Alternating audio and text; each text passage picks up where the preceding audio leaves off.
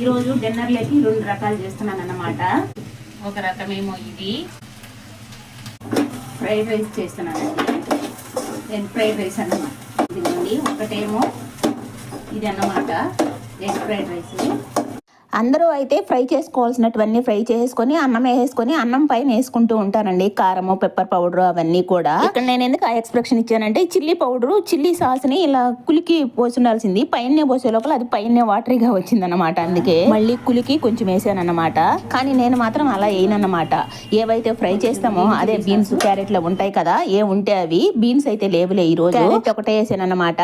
ముందైతే ఎగ్ ని స్క్రాంబుల్ చేసి పక్కన పెట్టుకుంటానండి. ఆ తర్వాత మళ్ళీ బాండ్లీలో కొంచెం ఆయిల్ వేసుకొని ఏదైతే వెజ్జీస్ ఉంటాయో అవి కొంచెం ఫ్రై చేసుకుంటా. మరీ ఎక్కువ అవసరం లేదండి, ఎందుకంటే అవి సన్నగా కట్ చేస్తాం కాబట్టి హైలో పెట్టి కొంచెం ఫ్రై చేసుకొని తర్వాత కొంచెం అల్లం వెల్లుల్లి పేస్ట్, కారము, పసుపు, కొద్దిగా గరం మసాలా అవన్నీ ఉంటాయి కదా, అవన్నీ కొంచెం వేసుకొని కొద్దిగా అలా ఫ్రై చేసి తర్వాత అన్నం వేసేస్తానండి. అన్నం వేసి మంచిగా కలిపేస్తాను, సాల్ట్ కూడా వేసి. ఇక అన్నం వేసేసిన తర్వాత సాసులు వేసేసుకుంటాను అనమాట. సాసులు అన్నీ వేసుకొని ఇలా బాగా కలిపేసుకుంటూ ఉంటాను.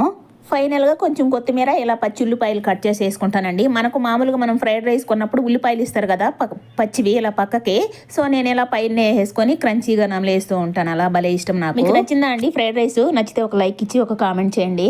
ఇక్కడ అక్క వచ్చిందన్నమాట. అక్క వస్తూ ఇదిగోండి, ఇది స్వీట్ బూందీ అన్నమాట. అలాగే మైసూర్ బూందీ. రెండో ఐటమ్ దోశ అండి. ఫస్ట్ ఐటమ్ ఏమో ఫ్రైడ్ రైస్, రెండోది దోశ.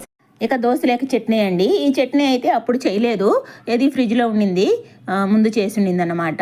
సో కొంచెం ఆ చట్నీ అలాగే కొంచెం పొడి ఉంది, అదే ఇడ్లీ పొడి చేసి పెట్టుకుంటూ ఉంటాను కదా, అది కూడా ఉందన్నమాట. దోశలు అయితే ఎక్కువ వేయలేదండి, కొంచెమే వేసాను అనమాట. ఒక 4 వేసాను, ఎందుకంటే ఫ్రైడ్ రైస్